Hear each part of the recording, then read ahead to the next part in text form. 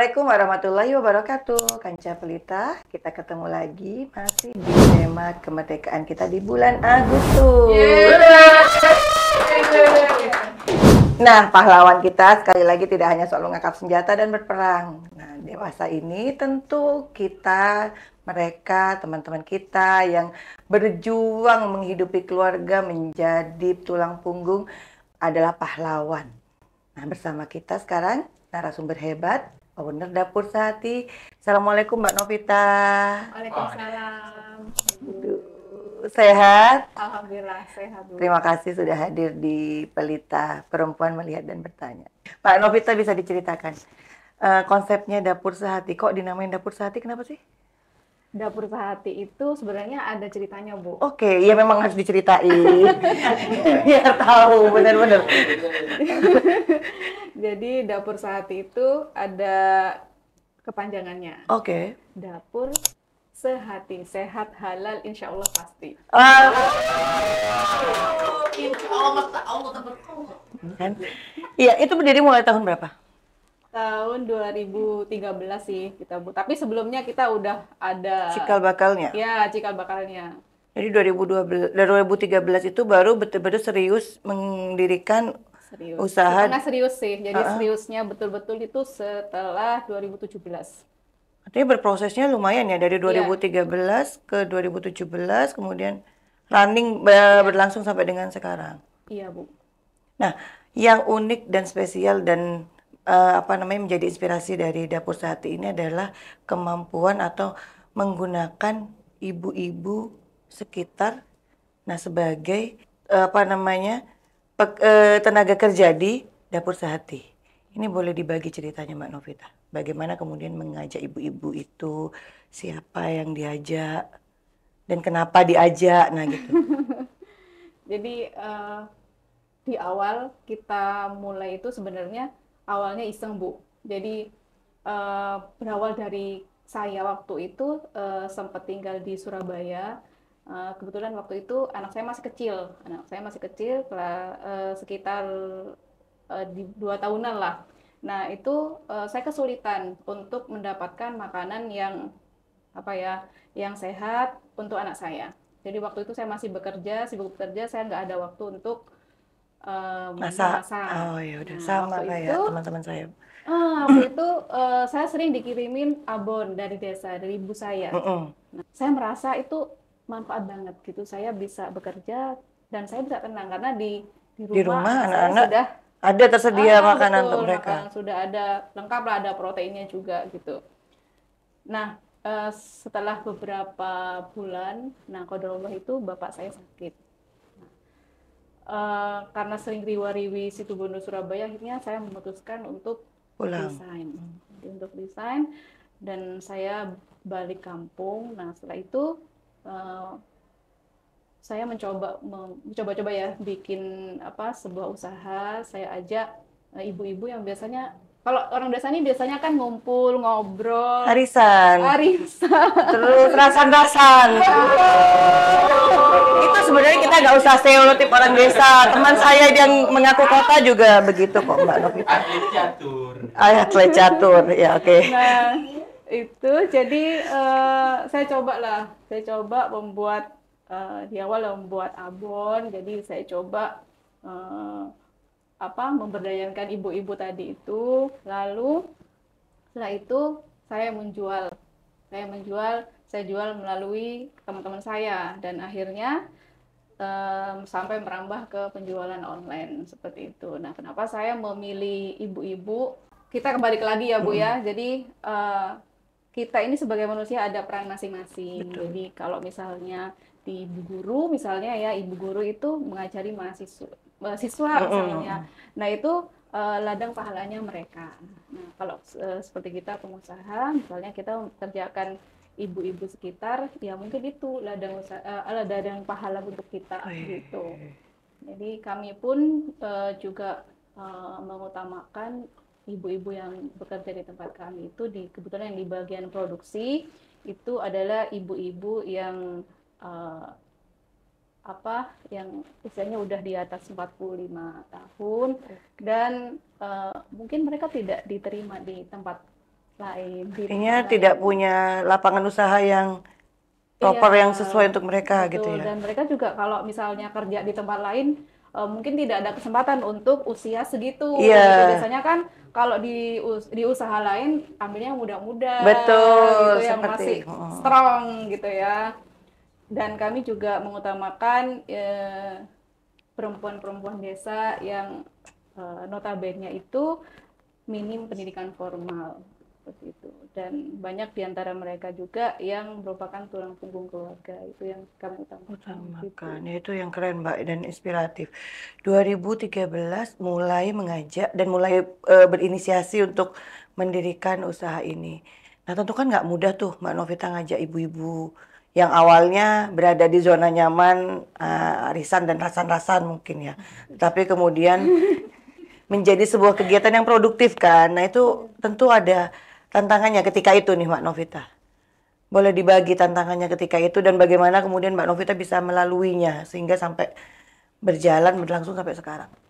Tentunya di awal itu berat sekali ya Bu ya. Ya pasti. Jadi karena produk kami itu produk yang non MSG, non pengawet, dan juga banyak konsumen yang menggunakan produk kami itu untuk anak-anak, dan bahkan itu untuk empasi Bu ya, di usia 1-2 tahun itu kan rentan sekali. Nah itu kenapa produk kita sampai kita sertifikasi di SNI dan BPOM. Jadi supaya konsumen merasa aman. Aman. Nah, tantangannya adalah Awal-awal ngajak ibu-ibu tadi ibu-ibu tadi, ya, oh. ibu-ibu tadi yang bekerja di lini produksi. Betul. Itu kan apa ya? Kebiasaan. Betul, kebiasaan. Jadi kita menerapkan standar keamanan pangan di tempat produksi kami. Jadi mereka masuk harus cuci tangan dulu. Kemudian mereka juga masuk harus pakai masker, harus pakai celemek, kemudian harus pakai sarung tangan dan sebagainya. Nah itu effort banget Bu. Nah itu Artinya tuh dia. kata orang sini, halah nggak ria Bu, tak apa-apa gitu. Tapi kan apa ya, kita punya punya keinginan, punya standar untuk kedepannya supaya menjadi lebih baik. Nah Betul itu betul. challenge-nya berat banget Bu. Iya iya. Kita juga mau ngomongin mereka, mereka lebih tua dari kita. Oke. Nah, akhirnya saya sampai gimana ya, mikirkan gimana caranya. Nah, pada akhirnya kita ajak mereka. Jadi kita sebenarnya nggak menganggap mereka sebagai karyawan Iya ya. Bu. Jadi kita bicaranya bukan antara saya pemilik usaha di sana karyawan, tidak. Jadi saya memperlakukan mereka seperti keluarga. Nah, jadi saya dekati mereka secara Personal. personal. Kemudian saya sering mengajak mau jalan-jalan mereka, Bu. Jadi kalau misalnya kita mau memasukkan sesuatu, istilahnya kita mau melatih mereka, itu mereka harus senang dulu. Itu intinya. Jadi mereka senang diajak jalan-jalan, mungkin lah diajak ke Makan bakso. makan gitu ya, kita ngobrol bareng, duduk bareng, nggak posisi lagi di tempat produksi terus Betul. kita ngajarin A, B, C, D. Nah nanti yang ada mungkin mereka kurang nyaman gitu ya. Jadi kita ajak mereka keluar, kita ajak jalan-jalan. Nah di situ kita ngomong dari hati ke hati. Ini loh maunya kita seperti ini. Ini adalah usaha bersama, bukan usaha saya aja. Jadi kita ini milik semuanya gitu. Jadi kita bisa maju bersama-sama gitu. Dan akhirnya alhamdulillah jalan sibuk. Maksudnya Iya, itu syukurlah. mereka mau menerima lah ya, mau menerima. Oh iya ini memang aturannya seperti ini. Kan seperti yang kita tahu bahwa kalau sertifikasi BPOM itu tentunya tidak di atas kertas saja, tapi Betul. harus ada apa Visitasi juga ya. visitasi, ada juga yang benar-benar yang apa ya, aplikatif di tempat produksi juga gitu. Nah, itu dari sisi proses produksi. Sekarang konsistensi ibu-ibu kan ibu-ibu itu kadang-kadang tadi kan Mbak Novita nyampaikan tenaga kerjanya memang mayoritas ibu-ibu. Nah, ibu-ibu itu kan kadang gini Mbak, mau datang jam 7 sampai jam 8 apalagi mungkin di lingkungan desa yang suasana kekeluargaannya masih sangat kental ya. Jadi hari ini tolong masih ada bantuin keluarganya, masih ngantar cucunya, masih ini sehingga ya enggak tepat waktu, ada masuk kadang enggak, atau kadang-kadang ya capek saya, bukan kerja kantoran juga, kenapa mesti konsisten. Nah itu ya apa tantangannya Mbak Novita, ada nggak mengalami kondisi-kondisi kayak gitu? Iya, betul. Mbak saya mengalami sekali. Jadi di awal-awal pada saat permintaan banyak, malah nggak ada yang kerja. Itu Repot pernah juga katanya ya? nolong-nolongi gitu ya. Iya, Nah, sama Bu. itu Kadang ada banyak kerjaan, tiba-tiba ada yang cuti gitu. betul. Nggak ada di sini ya. Itu gimana gimana Mbak Novita? Jadi kalau kami itu caranya itu jangan ngambil pegawainya itu di satu RT. Jadi kalau Oh, misalnya nanti ada gawe ya, artinya ada yang mantenan lah di situ. kan itu Habis itu semua. pindah kantor kan di situ. Betul, pindah kantor. Iya, oke oke oke. Jadi kita nyarinya itu yang nggak satu RT, jadi ya nggak jauh lah gitu. Jadi kalau misalnya ada yang nggak bisa, itu masih ada backup. Nah, nggak mungkin kan kita nungguin orang yang lagi nolongi, ya Iya kan? kan, Nah, bener. nanti tim marketing kita yang dikejar-kejar sama customer. Iya, betul. Gitu. Nah, itu sekarang berapa orang nih tenaga kerjanya yang di dapur sate yang dikelola oleh Mbak Novita? Ada berapa orang? Total 15 orang, Bu. 15 orang itu di produksi atau di mana? Di 15 orang itu terbagi di divisi produksi, kemudian divisi packaging, Packaging sendiri. ya, kemudian di marketing sama di finance. Tuh, Nah, terbagi yang begitu. kemudian menggunakan tenaga kerja sekitar itu, semuanya itu memang dari sekitar atau ada campuran dengan, tentu ada yang dikelola profesional gitu kan? Iya, betul. Jadi kalau yang di daerah sekitar, kita biasanya pakainya di lini produksi atau di packaging. Namun kalau misalnya untuk yang di finance, yang di marketing, eh, kami apa namanya mengambil yang udah apa ya namanya yang profesional gitu, gitu Bu. Jadi intinya kan kalau marketing ini harus jalan dulu kan. Gimana kita Betul. bisa lari kalau marketingnya nggak Nggak jalan, jalan. betul gitu Bu. Nah, oke oke oke. Jadi kita ambil yang capable lah gitu. Yang untuk marketing berarti menggunakan tenaga yang profesional Iya, ya. betul. Setidaknya dia lulus lulus sarjana dulu gitu. Lebih mudah diarahkan. Nah, tadi kendala ibu-ibu, kemudian ada nggak misalnya nih Mbak Novita terkendala dengan ibu-ibu tadi misalnya keluar masuk tenaga kerja atau Iya, yang proses ada yang keluar masuk gitu karena iya. mungkin nggak diizinin suaminya atau kemudian ada proses keluarga atau mereka memang continue dari pertama kali berdiri sampai dengan sekarang ini setia lah bahasanya untuk berkomitmen membangun usaha ini.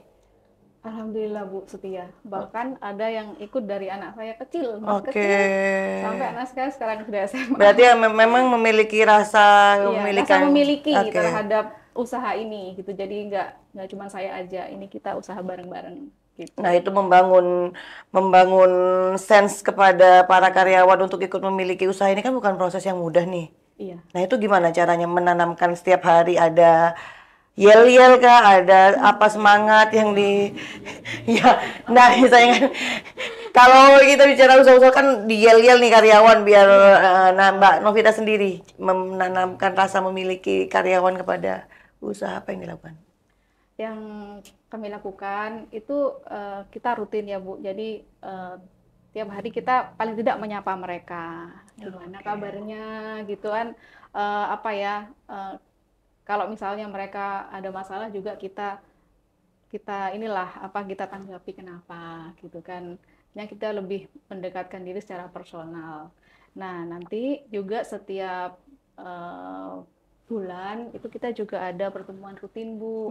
Jadi pertemuan rutin dengan mereka, kita ajak ngobrol gimana. Jadi kita obrolin di saat itu yang terjadi sebelumnya. Jadi sebulan sebelumnya Evaluasi lah ya. evaluasi gimana.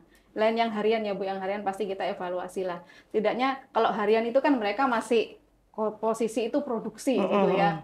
Jadi nggak sepenuhnya gitu ya. Jadi kita ambil waktu khusus yang dimana tidak ada produksi, kita duduk bareng. Nah kita evaluasi kira-kira apa yang kurang gitu. Nanti misalnya apa yang kira-kira nanti bisa bulan depan kita upayakan gitu untuk mereka gitu. Nah, dapur saat ini produknya apa aja sih Mbak? Dapur Sehati ini produk utama kami itu abon ikan, Bu. Abon Iya, ikan. abon ikan. Jadi Non MSG. non MSG, Dan non memang pengawet. bahan bakunya mudah banget didapatkan di Situbondo. Ikan menjadi produksi utamanya Betul. Situbondo. Situ Bondo ini dari ujung timur ke ujung barat laut semua. Iya, laut semua Iya, semuanya. Nah, heeh. abon ikan, kemudian itu produksi utamanya. Ada lainnya Iya. selain abon ikan? Eh, abon ikan, jadi produksi utama kami sebenarnya abon ikan dan snack ikan. Jadi ada juga snack ikan. Eh, tapi banyak permintaan juga ke abon ayam sama abon sapi. Itu yang abon sapi juga baru kita rilis gitu. Jadi sudah juga melakukan apa namanya inovasi produk ya, Iya, diversifikasi. betul. Nah ini boleh kita, ini kan produknya Mbak Novita nih, Dapur Iya, Sehati nih, boleh dicoba nih. Kanca boleh. Pelita ini adalah produk olahan dari Dapur Sehati, semuanya sehat karena non Insya Allah. MSG. Non MSG. Pasti. Pasti. Cobain dulu ya Mbak ya. Iya, silakan Bu. Novita nggak cobain?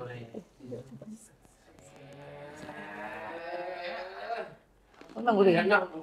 Dan nggak kerasa ikannya sih. Jadi udah nggak kerasa ikannya. Ini memang tujuannya untuk anak-anak, Bu. Jadi kita bisa cekin ini kan. Saya ibunya anak-anak sih Mbak.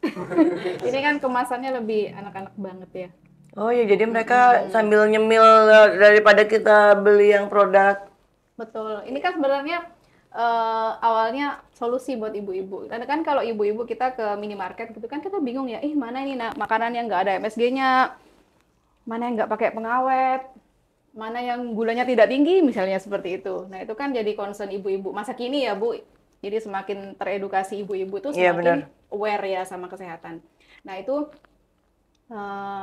kita juga akhirnya mengeluarkan fish stick ini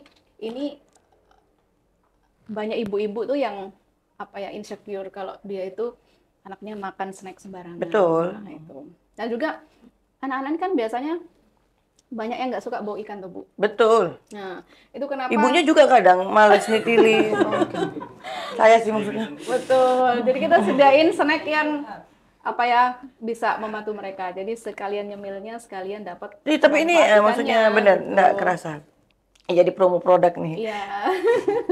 Tapi produk utama kami praktis banget Bu. Jadi kalau misalnya ibu-ibu kan, sekarang saya tanya ibu mana sih yang nggak hektik di pagi hari nyiapin bekal, nyiapin sarapan, belum lagi mau berangkat ke kantor, belum lagi inget cucian, inget segala macam gitu ya. Kena banget ya. Ya, jadi Solusi. Oke, memang begitulah. Mbak, kembali lagi tadi ke ini Mbak, apa yang sudah dilakukan oleh Mbak Novita tadi. Banyak ibu-ibu pelaku usaha kita juga ibu-ibu. Iya. Tapi tidak banyak mungkin yang bisa survive. Iya. Nah, barangkali Mbak Novita ini boleh dong dibagi tipsnya. Karena tentu ada ketakutan baik bertahannya maupun memulainya. Nah, ketika Mbak Novita sejak mulai sampai bertahan ini ada nggak tipsnya yang bisa, atau pengalaman yang bisa di-share kepada Kanca Pelita? Ya, oke. Bagi yang baru memulai usaha Oke, ya. boleh bahwa. Jadi kalau bagi yang baru mulai usaha, itu sebaiknya mengambil lini usaha itu yang sesuai dengan passion-nya. Nah, Kalau passionnya makan, Mbak? ya ambil yang di makanan. Oke. Jadi intinya itu usaha itu kan nggak selalu mulus-mulus aja ya Iya, kan. benar. Pasti suatu saat itu menemukan tantangan, menemukan kesulitan gitu ya. Kalau kita udah passion itu kan kita akan memperjuangkan gitu ya. Betul. Kan nggak mudah. Misalnya satu kali gagal tuh langsung mutung gitu. Itu yang pertama. Terus yang kedua, jangan ikut-ikutan. Jadi misalnya gini. FOMO. Ya, FOMO kalau sekarang kata anak-anak. Jadi nanti brandingnya nggak dapat. Jadi yang banyak saya dengar curhat dari para UMKM itu kalau misalnya saya lagi ngisi workshop ya, jadi mereka itu jualannya ganti-ganti Bu. Jadi sekarang jualan ngetren ini. Besoknya lihat temannya lagi sukses jualan misalnya keripik singkong, dia ikut keripik singkong. Nanti lihat temannya lagi jualan kerupuk ikan, dia ikut kerupuk ikan gitu. Jadi dia kehilangan jati diri Jadi kehilangan apa ya?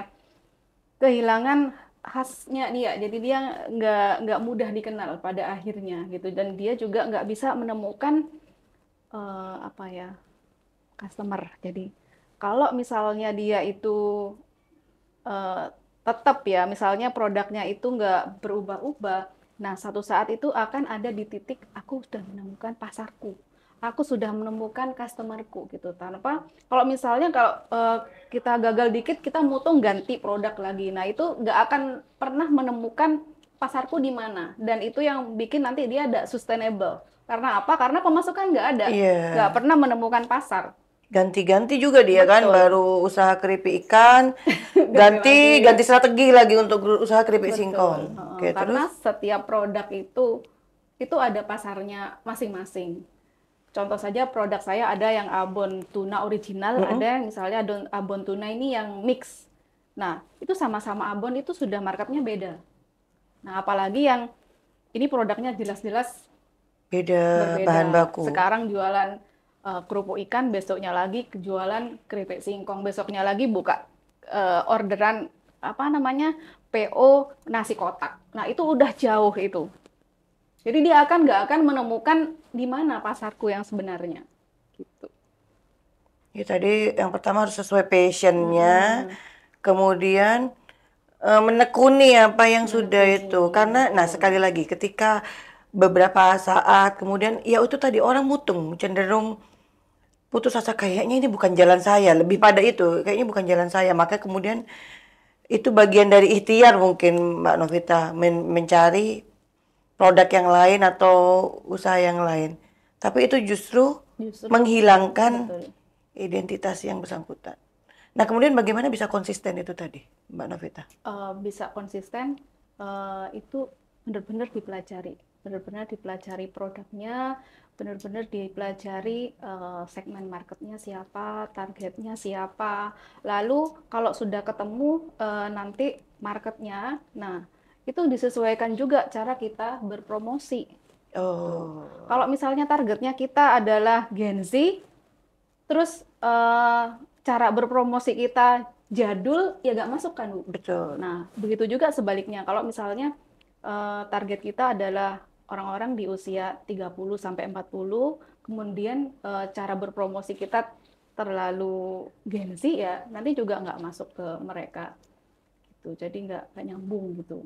Jadi memang, nah owner juga harus mengupgrade skill ya, mengupgrade pengetahuan ya, untuk mendeteksi pasarnya, customernya itu juga harus dipelajari kan. Iya, Tidak hanya sekedar produksi jual gitu. iya.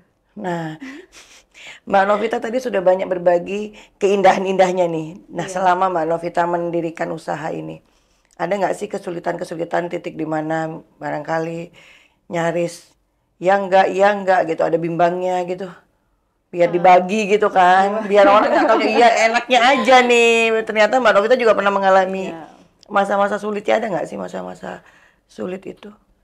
ada. Oh ada. Ada lah ya, banyak mungkin. Iya boleh, Ini boleh dibagi, boleh biar jadi saya inspirasi kancah bagikan pelita yang nih. paling ini aja ya. Jadi waktu itu pada saat pandemi, Bu. Oke, yang nyaris Eh, semua masalah semua betul. pelaku usaha. Jadi pada saat pandemi sebenarnya permintaan atas produk kami itu banyak, Menurut, oh banyak tinggi ya, malah tinggi. Tapi kita nggak memungkinkan untuk produksi. berproduksi, iya karena takut ya, Bu Iya, ya, takut. Nah itu kita udah di ujung tuh, jadi kita akhirnya kan nggak ada pemasukan. pemasukan ya, tapi kita harus tetap tetap Sustainable sustainable dan tuh, meyakinkan ya karyawan bahwa usaha ini betul juga ini. Nah, itu betul. bagaimana? Nah ya kita sering sering sharing lah sama mereka gimana ini enaknya kayak gitu. Jujur pada saat tinggi-tingginya waktu itu COVID, kita sempat bingung gimana caranya gitu ya. Alhamdulillah COVID-nya turun. Nah itu kita mulai kerja kerja keras lagi. Nah ibaratnya di situ kita udah di Bahwa titik bawah gitu, di titik bawah. Tapi eh, sebagai pengusaha kita harus ingat big why. Jadi alasan besar kenapa kita harus kembali bangkit gitu kan. Banyak masih ada keluarga yang butuh kita, kemudian masih ada karyawan-karyawan kita yang butuh untuk menghidupi dirinya dan keluarganya. Nah, itu yang bikin kita itu bangkit. Ayolah bangkit sama-sama. Bisa kok gitu. Jadi pada saat kita sudah di titik hampir menyerah, hampir hampir nggak ada masukan, ya alhamdulillah kita jalan lagi. Tapi online-nya kan masih jalan. Untungnya waktu itu memang kita sudah jalan secara penjualan online gitu. Itu yang bikin kita bertahan. Jadi marketingnya juga sudah jalan. Nah, tapi kemudian meyakinkan karyawan untuk tetap bertahan di kondisi yang seperti itu? Kayaknya semua lini itu hampir semua Iya, terkena ketika betul. Sebenarnya bagi mereka sendiri, mereka kembali bekerja itu sudah alhamdulillah gitu sih Bu. Jadi karena kita udah seperti keluarga, ya alhamdulillah mereka setia gitu. Gak ada yang mutung gara-gara aku cari kerja tempat lain. Gitu. ya itu dia, Iya. karena sudah punya rasa memiliki terhadap Iya. usaha ini, mereka ikut berperan, Iya, ikut berpikir bagaimana usaha ini bisa tetap berlangsung. Keren sekali Mbak Novita, inspiratif banget bisa menggandeng ibu-ibu perempuan ya, perempuan tulang punggung keluarga, usianya sudah nyaris tidak produktif tapi masih produktif sebenarnya. Produktif sih Bu. Produktif ya, cuman Justru mungkin kalau yang tua tuh produktif Bu. Jadi kalau di lini produksi, kalau menurut saya ya, kalau usianya di atas 45 itu mereka sudah nggak tertarik sama HP. oh iya. Terus kerjanya lebih fokus. Nah itu sih poin plusnya yang kita ambil juga dari situ. Oh jadi nggak terlalu banyak gangguan ya? Tidak terlalu punya ganggu. Kalau gengsi kan, ini bahaya kalau diproduksi ini digoreng-goreng, nah Sambil ada WA dari ayang, iya benar. Atau iya benar goreng sambil live TikTok. Iya. Nah sekarang produknya ini Dapur Sehati sendiri ini sudah dipasarkan kemana aja nih Mbak? Kalau produk Dapur Sehati itu kita sudah hampir ada di kota-kota besar di seluruh Indonesia, itu hampir ada. Nah, jadi para ibu-ibu di Indonesia itu sudah bisa mendapatkan produk kami itu di reseller-reseller terdekat, gitu. Yang juga kebanyakan mereka juga ibu-ibu gitu. Oh, jadi juga pemberdayaan resellernya juga pakai ibu-ibu lagi. Ibu-ibu lagi. Woman power memang, emak-emak tidak pernah. Power of emak-emak. Iya, benar. Oke. Nah, tetapi secara online kan tersedia layanan pembelian online kan, Bu. Iya. Jadi bisa diakses di apa namanya marketplace misalnya. Iya, ada bisa. sudah dimasukkan ke market. Oke. Sudah di penghujung acara, ada pesan yang ingin disampaikan oleh Mbak Novita kepada Kancah Pelita. Tips bagaimana memulai usaha, bagaimana bertahan barangkali, dan bagaimana kemudian berjuang sejauh ini. Iya. Pesan saya buat yang baru mulai usaha tuh jangan takut ya, mulai aja ya. Tapi memang di awal itu memulai itu memang lebih berat ya. Kalau kita udah jalan ini udah agak enteng, jadi kita sudah menemukan pagunya. Tapi kalau di awal kita kadang-kadang insecure, takut gagal, kemudian takut gak laku dan sebagainya. Nah itu yang harus kita kikis dulu. Nah setelah nanti misalnya sudah ada kemajuan, sudah laku, jangan silau ya. Artinya tuh jangan silau dengan dunia. Gitu. Artinya ada maju dikit, dapat untung dikit, sibuk beli ini, beli itu. Artinya kita nggak boleh panas, walaupun sekarang kita posisi cuman manasin sayur, yang lain udah manasin mobil.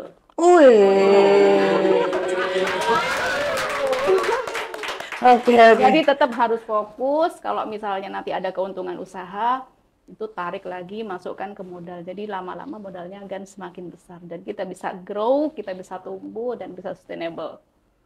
Oke, luar biasa itu tadi.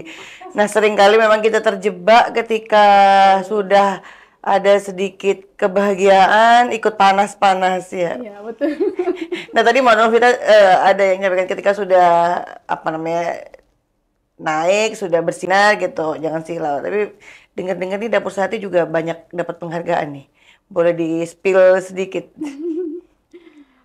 penghargaan Dapur Sehati itu pertama kalinya ya Bu, yaitu yang tingkat nasional, itu yang diadakan sama Kementerian Perindustrian. Itu kita finalis di Indonesian Food Innovation. Nah, itu event besar. Nah, kemudian setelah itu kita juga mengikuti apresiasi kreasi Indonesia yang diadakan oleh Kemenparekraf. Dan juga kemarin event juga yang diadakan oleh Pertamina, itu kita juga ikut. Kita juga jadi finalis juga. Kemudian yang terakhir kemarin, alhamdulillah atas dukungan dari Bapak Bupati, kemudian dari dinas juga, ya, kita memperoleh juara 3 UMKM berprestasi di Jawa Timur. Luar biasa. Oke, terima kasih sekali Mbak Novita atas kisah inspiratifnya pada hari ini buat Kancah Pelita. Mudah-mudahan tetap semangat untuk menjadi penggerak UMKM, penggerak ekonomi dan penggerak perempuan. Kalau bisa bukan hanya di wilayah sekitarnya, tapi bisa lagi lebih luas di Kabupaten Situbondo, lebih luas lagi di nasional, menjadi inspirasi. Nah, Kancah Pelita, jangan menyesal kalau gagal, tapi menyesallah kalau nggak pernah berusaha. Betul. Kita nggak tahu kita akan gagal atau berhasil. Oke, 30 menit sudah perjumpaan kita. Kita nanti ketemu lagi di lain kesempatan dengan tema yang berbeda. Sekali lagi terima kasih ilmunya Mbak Novita. Kita akhiri. Assalamualaikum warahmatullahi wabarakatuh. Waalaikumsalam warahmatullahi wabarakatuh.